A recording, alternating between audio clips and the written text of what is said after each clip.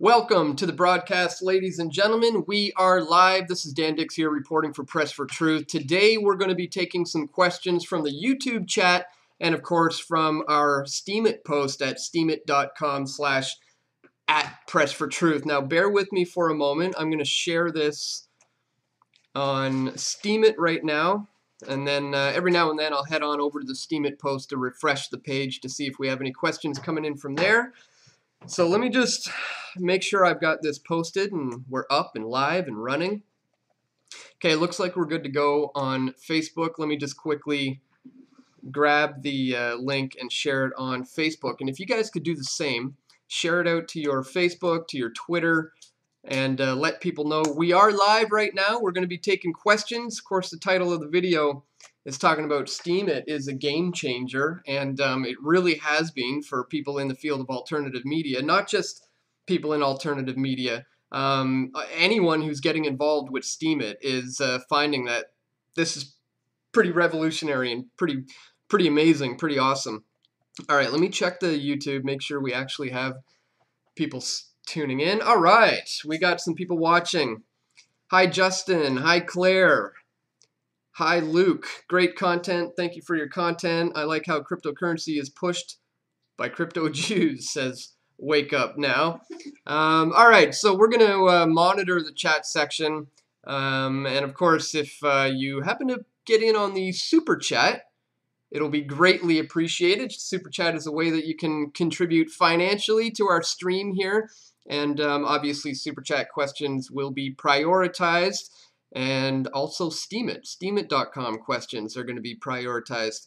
And I'll give you fair warning, a lot of times comments and questions really start to fly by in the YouTube chat section. So if I miss your comment or miss your question today, I apologize.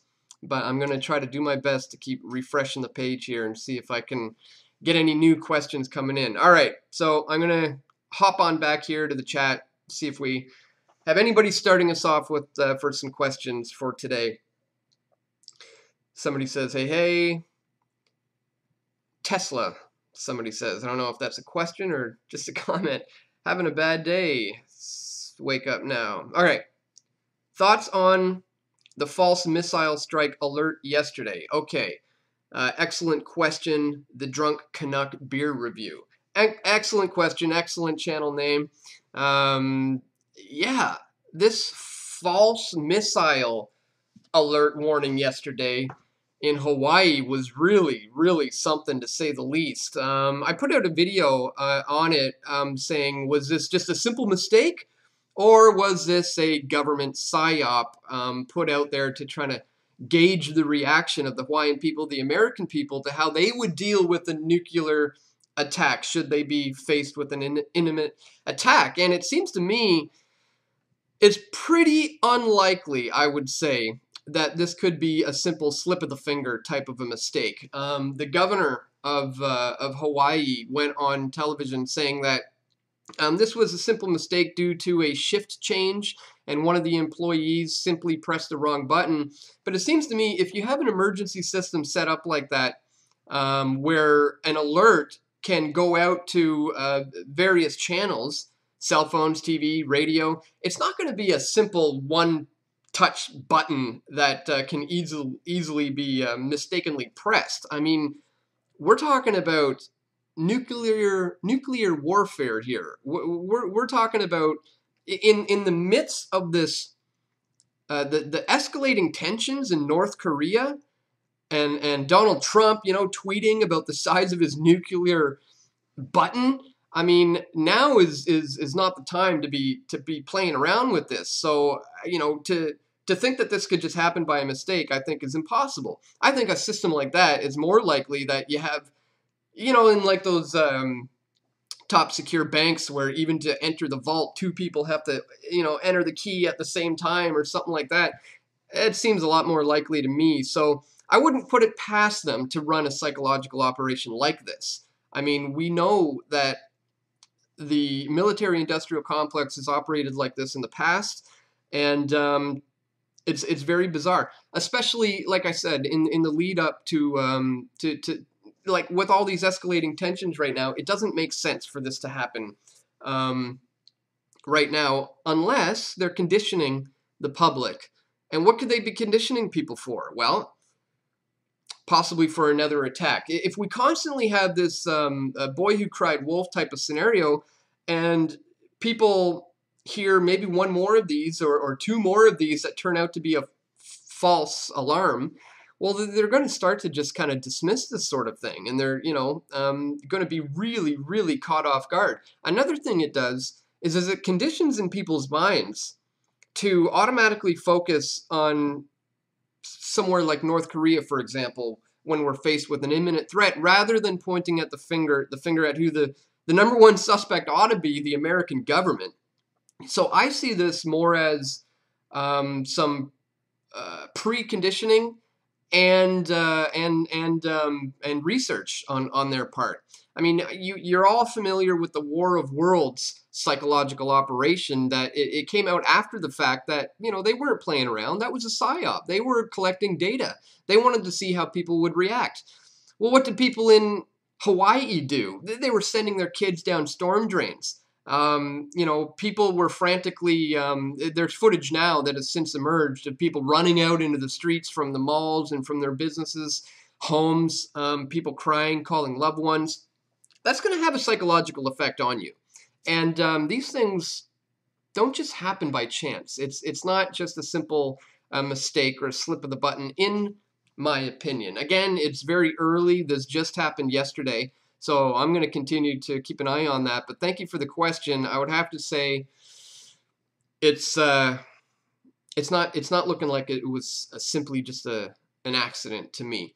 I mean, in just 2 days from now, there's going to be a meeting in Vancouver with Rex Tillerson, some other defense ministers in the United States coming to me in Vancouver to talk about the growing nuclear threat with North Korea. And I think what they're going to do at this meeting is try to downplay the possibility of resolving this on diplomatic means, and they're going to try to transition this into a humanitarian mission that must be carried out in order to stop the big bad boogeyman Kim Jong-un. And I think that's what we're being set up for. So when we see things like this ballistic missile threat yesterday being a false alarm, I mean, we got to question it from all angles, because this is warfare. I mean, what about this scenario? It took 38 minutes for that thing,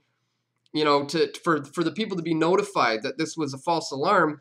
There is the very real possibility that a missile was launched against the United States, and they intercepted this ballistic missile, and they are keeping that secret from the public in order to stop, more panic from happening. I mean, it's really tough to say at this point. Like I said, it's early, just happened yesterday. But one thing I'm not leaning towards is the government's official narrative that this was simply just one employee's slip of the finger. All right, I'm going to go on back into the YouTube chat and see if we have any more new questions. How many suicides in Hawaii? I'm really not sure. Let's see. A lot of comments. Not seeing. Okay, here we got another question. What do you think about freeze-dried food versus anything else for long-term food storage? Well, that's an interesting question. In fact, myself and my girlfriend, my fiance now, have recently been getting into more of a healthy eating, healthy lifestyle, and I guess you could say preparedness, getting into the prepper stuff. But when it comes to frozen food, we haven't looked at that yet, because we're still in the mindset of having just gotten off frozen food. It's been about 5 months ago, we made a conscious decision to start exercising more and eating ridiculously healthy. And we literally haven't purchased a single frozen item in over 5 months. We go to the local farmers market as often as we possibly can, and I cook fresh organic produce as much as we can. But when it comes to storage, yes, we are potentially lacking in that department. If you know, if all hell broke loose here in Squamish, British Columbia tomorrow, yeah, we don't have enough food on hand to last us, 4 weeks or whatever. But I think we'll probably be just fine anyways. I think my girlfriend has something to say about that. Yeah, so just in regards to freezer or freeze-dried food, like I would probably more go the dehydration route. Just because I understand it better. I don't really understand the freeze-dried thing so much. I guess because I don't know how I do it at home. Yeah. But that'd be my 2 cents on that one. Yeah. But we're a little behind on that. We're still just trying to eat like fresh and local. Yeah. Yeah. So we gotta get back on up to we gotta get on the food, preparing our food for emergency situations. But at least at this point we're self-sustainable. We do have a garden in our backyard, and this spring we're gonna plant, I don't know, a whole bunch of interesting things. All right.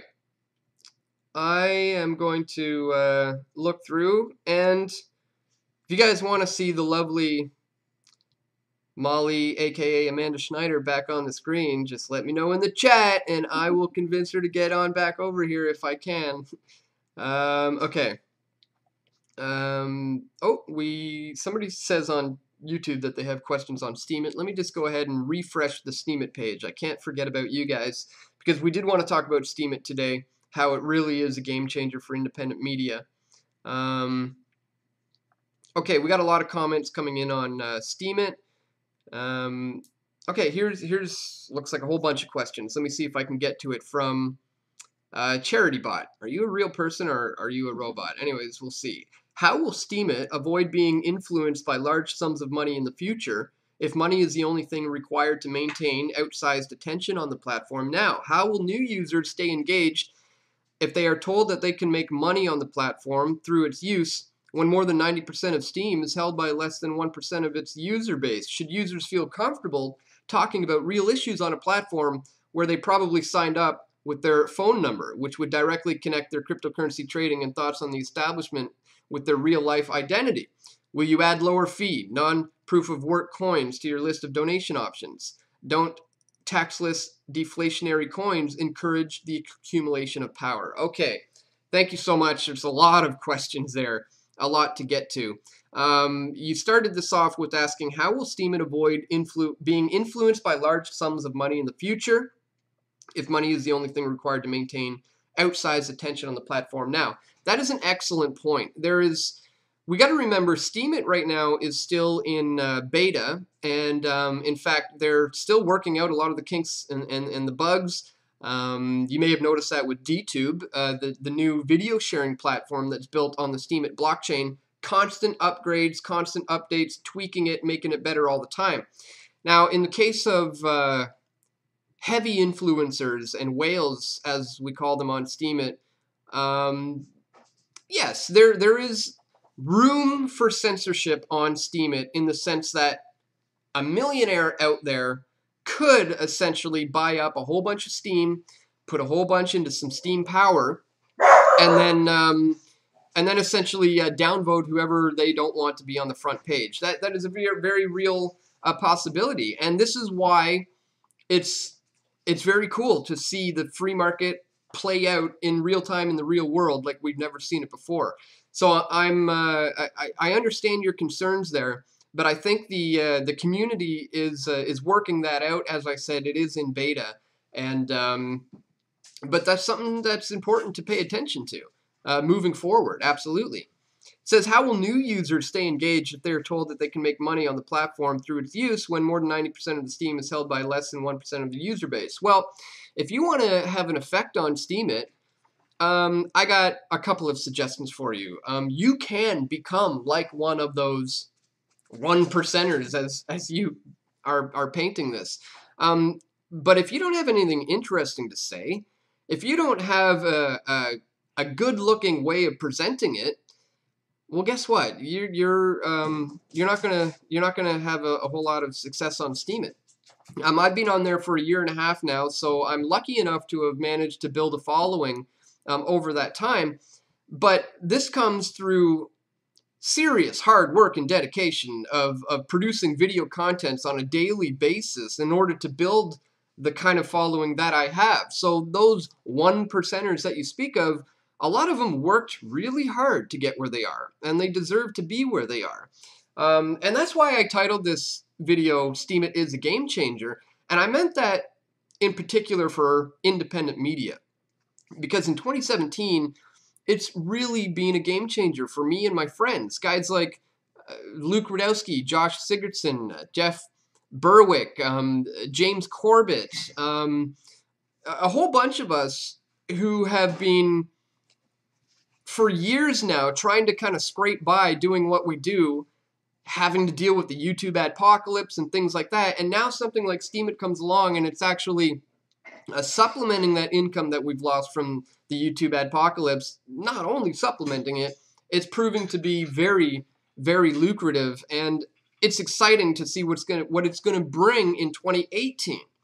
What I think the really positive things that we can take from what's happening with Steemit now is that anarchists and libertarian-minded people are becoming millionaires and making tens of thousands, hundreds of thousands of dollars off of this website, and they're beginning to hire people. The goodness is starting to permeate throughout society. It's starting to flow from the anarchists and the libertarians, from the Steemit community, from the cryptocurrencies into the communities that we share with people. So I am so excited about the potential that Steemit has for those of us in the field of alternative media, because in 2017, it's already completely changed my life. I don't know if you've noticed, I put a lot of focus into Steemit these days, into how I craft, content, how I write posts, how I want it to visually look. It's all important when trying to gain a large following on Steemit. So if you put in the work, charity bot, if you are a real person, then you too can become one of those 1%ers, as you seem to be painting this. All right, I'm going to go on to some other questions because I don't want to take up the whole thing with 50 questions from one person. Okay, so I'm back on the YouTube now. I'm going to scroll through.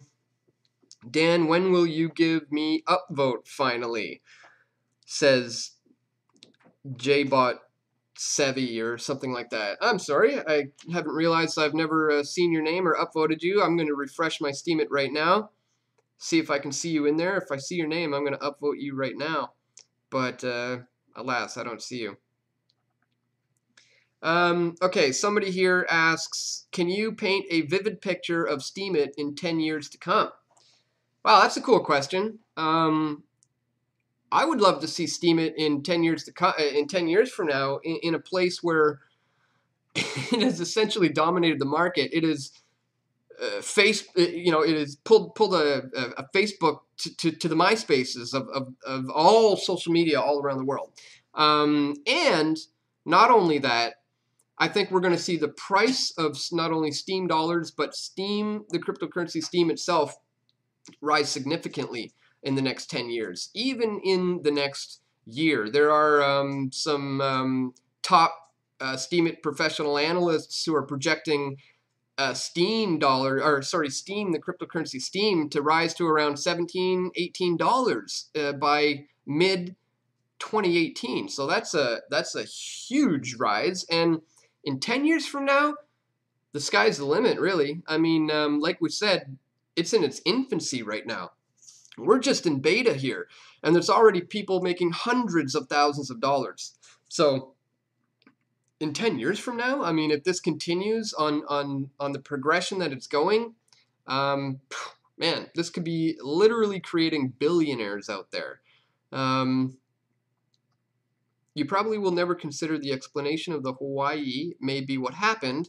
Overthinking things can be as dangerous, says Manorville Mike. Good point. I mean, I mentioned in my video yesterday on the Hawaii missile scare that there are really 3 possible scenarios that took place yesterday. And I outlined this in my video yesterday. I wanted to make the point that, yeah, this could be exactly as they said it was, simply just a mistake, and therefore no foul done, nobody was harmed, and that's the end of it. Case closed.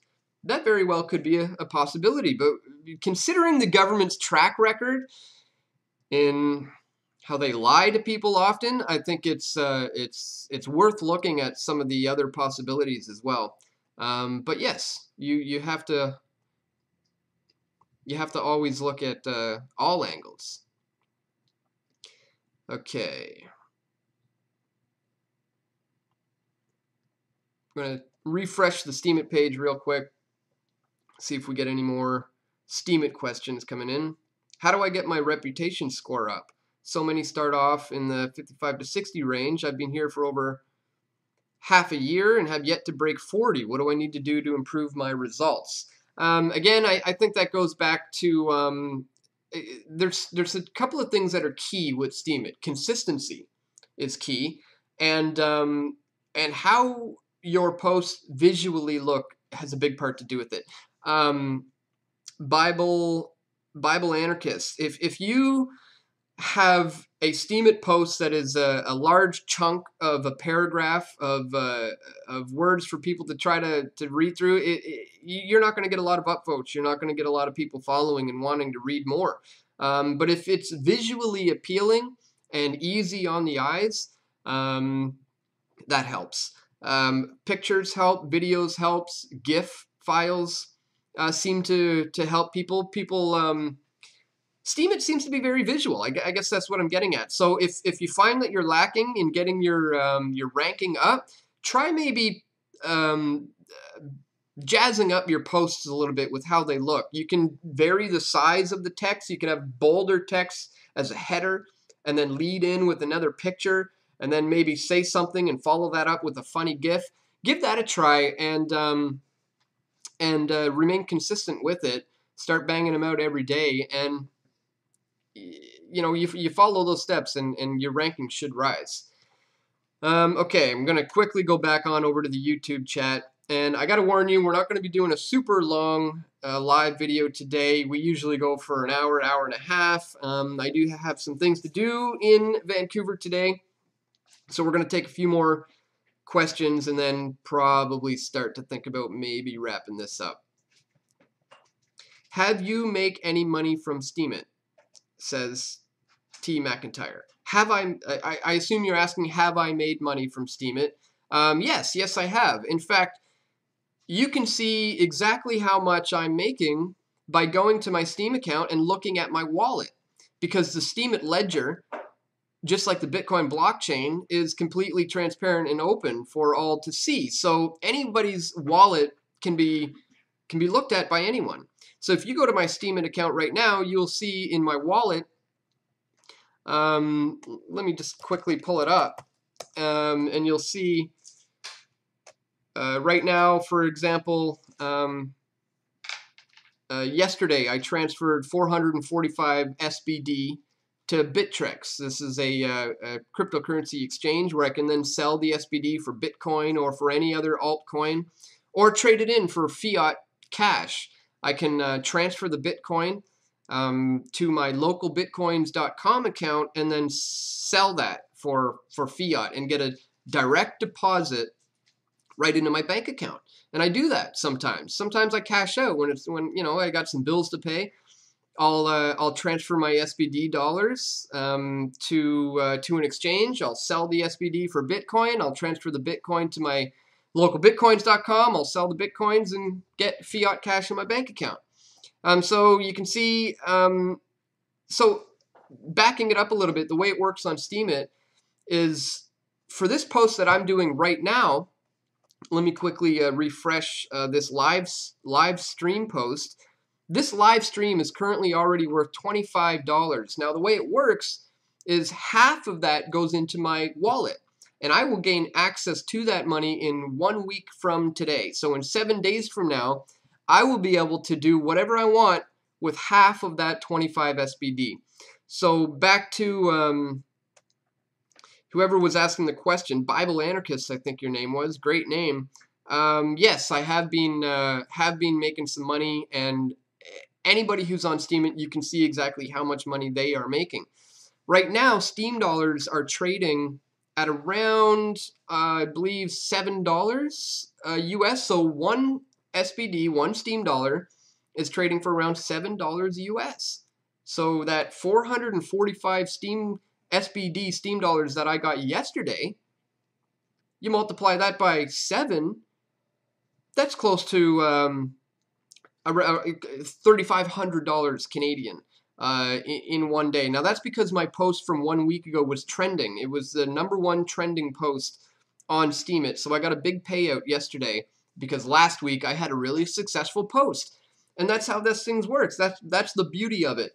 You get paid for generating the content and doing the work that you're doing anyways. A lot of you people are on Facebook, and you'll post your content to Facebook. You'll post pictures, videos, status updates, and Facebook's making all the money. They are generating the advertising revenues from your content that you are freely giving to them for free. You can be doing the exact same thing on Steemit. It's a way cooler community anyways, and you get paid for it. So it's really a no-brainer. I don't understand why more people are not doing this, and I think they will. I think it is going to start to catch on in 2018, and we're going to see the value of SBD and Steam skyrocket as this incredibly revolutionary blockchain-based ecosystem starts to catch on. I hope it does, because it's been a game changer. All right, going to go back to YouTube now. Fatally Yours 84. When is marijuana going to be legalized in Canada? Maybe I can get my lovely fiance to join me in on this one, because I don't know if you guys are aware. Bring your chair over. You can get comfy with me here. Molly works at a dispensary downtown called Grassroots Medicinal. She also works for some people called Liberty Farms. You can see on this lovely patch. Liberty Farms patch. Now, the question was, when is cannabis going to be legalized in in Canada? You're asking me. Yeah, exactly. Well, the problem is we've been told over and over and over again when it was going to be, and then that doesn't happen to be the time. The last time I think we were told was July 1st, 2018, right? Yeah. So it's supposed to be Canada Day. I wouldn't look forward to that one happening. Do not get your hopes up that it's actually going to come in on Canada Day. Because, yes, they're getting their ducks in a line right now. They want to monopolize, right? So until they get all, like you said, everything in a row to do the monopolization, they're not going to do anything. So they're just going to keep feeding you the whole, oh, well, we need more time. It's really complicated. Yeah. And then, you know, it's frustrating for us because we've been warning people about this. I don't know if maybe you've seen the Trudeau Deception film that we put together a couple of years ago now, where we called it. We warned everybody what was going to be coming down the roads, and here we are.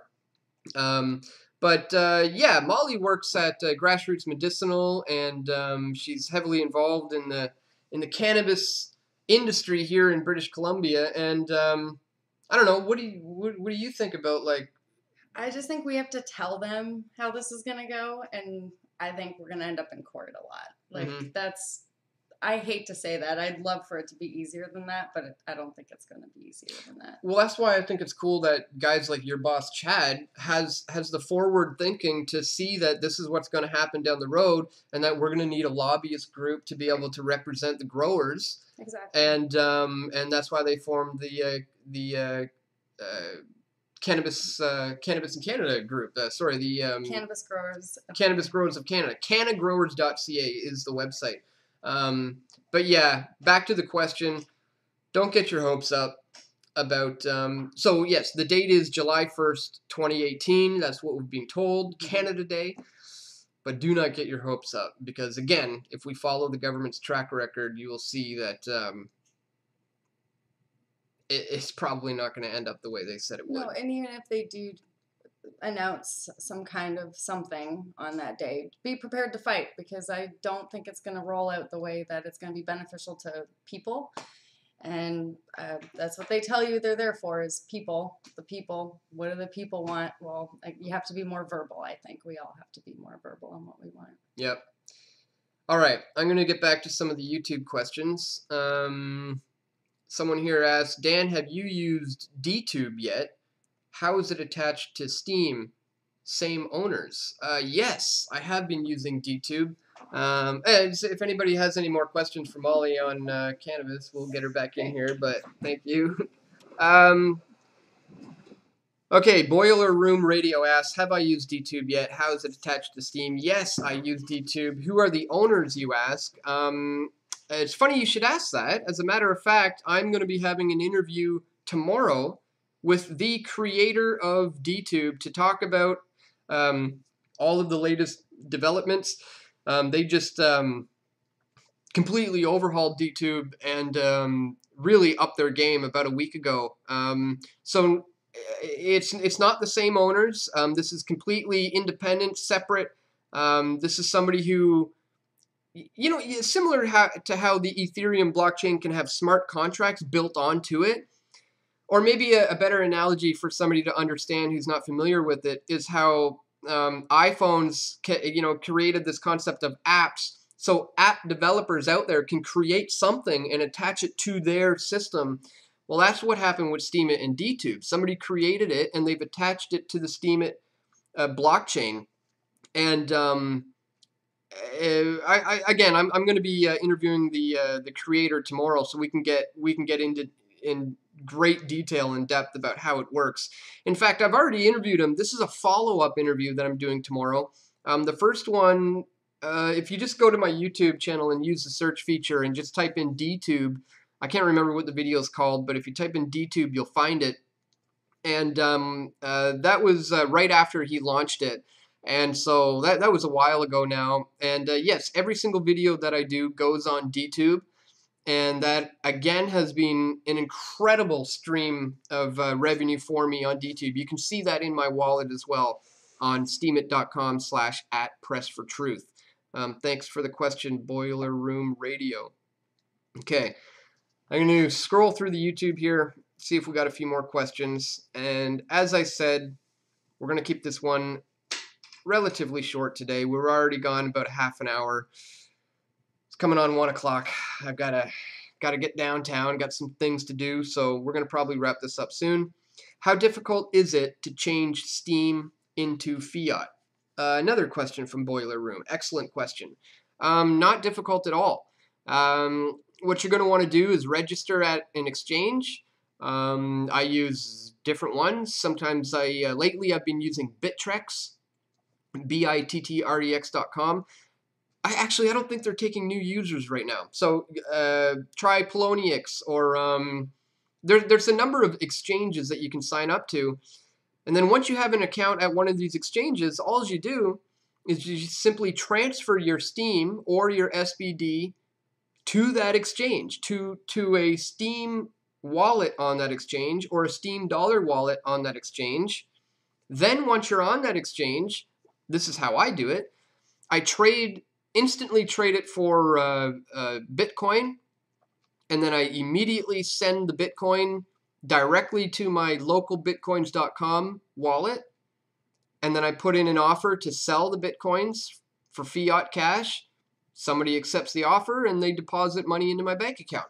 And the beautiful thing about localbitcoins.com, Boiler Room Radio, I would suggest you check them out because it's a great system that they have set up.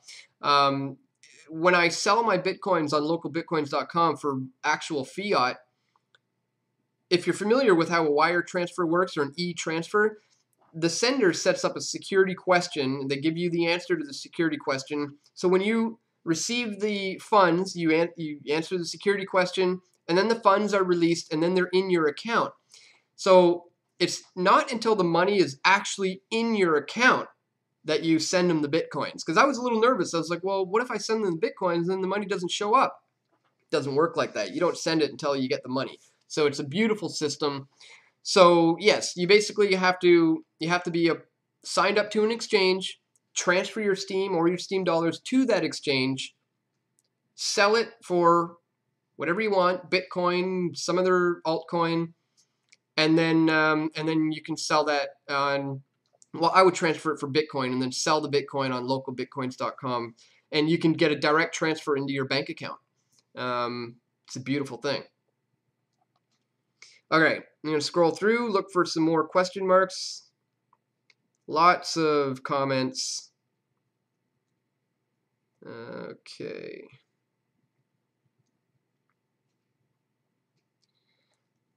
And I'm going to also refresh the Steemit once more, make sure we don't have any other questions coming up from over here. And if we don't, we may just go ahead and wrap this one up.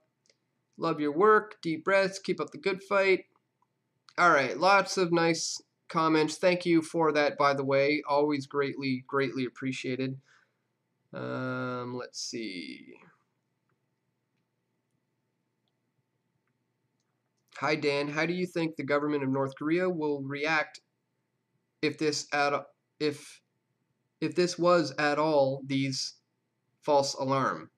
I think Monjan, what you mean is if this was false, how will North Korea react? Well, I don't think, personally, I think we're at the point now where we just have to accept the fact that they are a de facto nuclear state, and simply trying to bargain with them, they're not going to give up their nuclear capabilities just to alleviate some sanctions that have been put on them. So I don't think there's going to be a reaction, essentially. I give him more credit than people give him. I think he's smarter than people think he is, Kim Jong-un. So I don't think there's going to be much of a reaction at all because, if it was a setup, he's going to recognize it as such, right? And he's not going to fall for the bait. So thank you for the question. I don't think there would be much of a reaction at all because that's what they're going for, right? Just one small question. How Foxcoit asks, how do you recommend protecting my codes and where they should not be kept? Your codes. Not exactly what you're referring to there. If you are referring to your private keys on Steemit, or if you're just generally talking about private keys in general when it comes to crypto. But either way, in both cases, paper is one of the best ways. Never print out your codes or your keys or your private keys. Don't print them out on a printer. Any printer built pretty much after 1995, I think, can essentially, be hacked, and people can gain access to your information. So don't print it out. Write it out on paper. And I would suggest getting a Nano Ledger S hardware wallet if you want to protect any of your cryptos offline, essentially, and hold your own private keys. The Nano Ledger S hard wallet is a great one. It holds up to 4 different cryptocurrencies on it. It's the one I use to hold some of my cryptos. And not sure if that's what you meant, but either way, that's a good thing to do. All right, guys, I think we're going to probably wrap this up when we're going on 40 minutes. I was supposed to have left the house like 5 or 10 minutes ago, so we should probably wrap this one up. Let me just check and see if we had any super chats come in. And no, we haven't, sadly. That's okay. Somebody asks, where do you get Canadian news? All I can find are far left biased sources. Yep, that's the problem around here. You nailed it.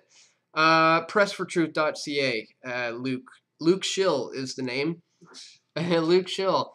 Yeah, I feel your pain. There is a Marxist ideology takeover here in the universities in Canada, and unfortunately that too is permeating itself into society, and we have these rampant SJWs running around thinking that they are making the world a better place when in fact it is quite the opposite. So I don't know, some of us with the clear head are becoming few and far between in Canada.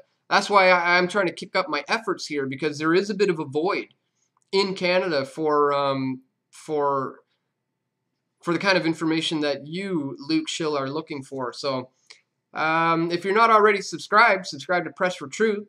Subscribe to the YouTube channel right here. Add me on Steemit. I try to post every single day there. And I generally keep my content Canadian focused, but not exclusively. So if you're not following me yet, definitely do that. There's a few other good ones out there. Josh Sigurdsson, World Alternative Media. If you're not subscribed to him, check him out. Canadian YouTubers and thinkers. I mean, Stefan Molyneux is a Canadian. He's an interesting guy to pay attention to. People don't know that James Corbett is Canadian. He resides in Japan, but he's actually Canadian, and he, in fact, is one of my favorite YouTubers, if not my favorite YouTuber by far. So there's a couple options for you. Luke Schill, check those guys out, and subscribe to me if you're not already. And all right, guys, I'm not seeing too many other questions here. I got one. Miriam. Hi, Dan. Really appreciate your work. What's up with geoengineering? Well, there's a lot going on with geoengineering. This is the manipulation of our atmosphere. I've covered this a great deal in many ways. There's a lot of different ways that this is being done. This is being viewed as conspiracy theory for decades. But a lot of people don't know that even the United Nations had talked about, agreeing to not get into weather modification for warfare back in the late 1980s. This was talked about. So if they were already drafting up agreements to sign so that countries would promise that they do not look into weather modification for warfare, well, it's definitely a very real possibility that that's still happening, and they are looking into these things. We do know chemtrails is one of the aspects to this. We've covered things like HARP. Check out my YouTube channel. Sorry, Miriam was asking the question. Go to my YouTube channel and just use the search feature for my video section and type in the word geoengineering or HARP or chemtrails, and you'll find a great deal of work that we've done covering the geoengineering issue in the past. So yeah, check it out. I interviewed the former Premier of British Columbia, Bill Vander Zalm, all about geoengineering. And he's a really smart guy, and he laid out his views. So yeah, check that one out. I can't remember what it was called, but if you just use the search feature on my YouTube channel, you should be able to find it. Just type in the word chemtrail or geoengineering. Mr. H asks, does cryptocurrency lend itself to our emerging cashless society? Excellent question. Yes, it absolutely does.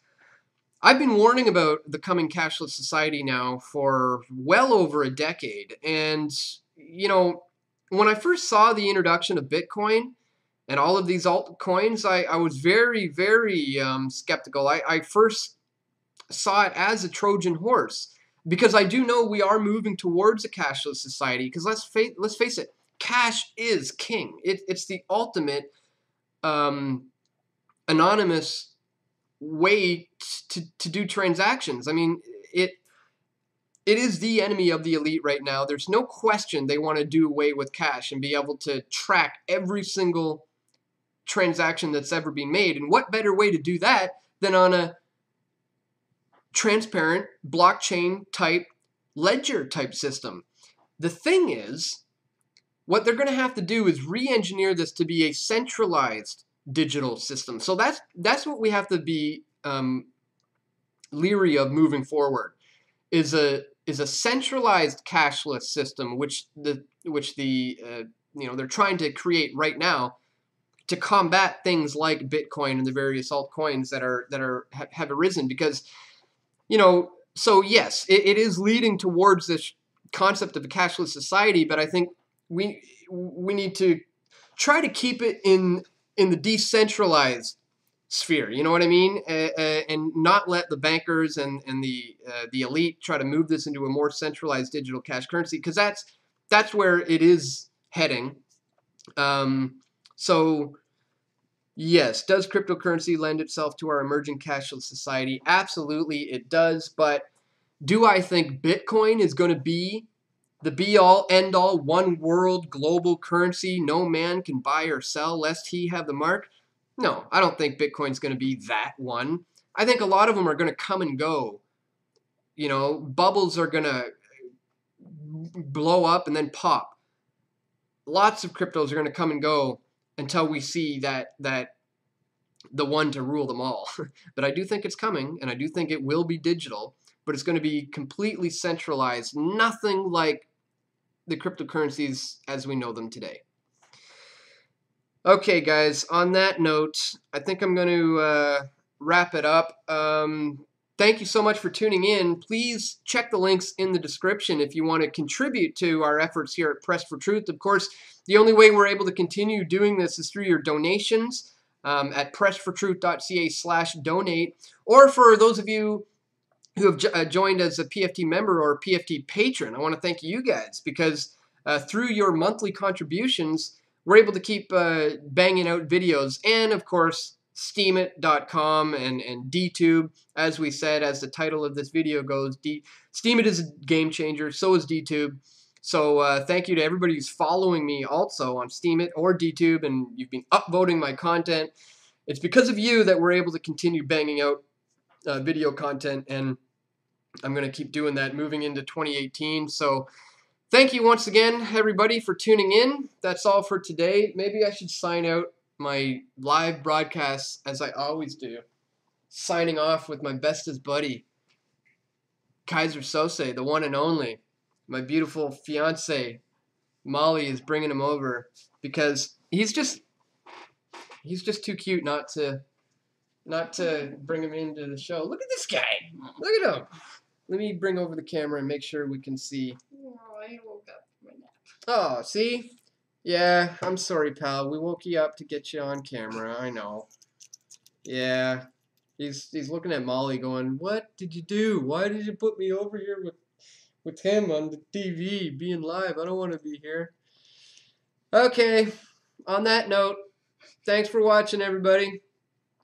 Keep fighting the good fight. Until next time, peace.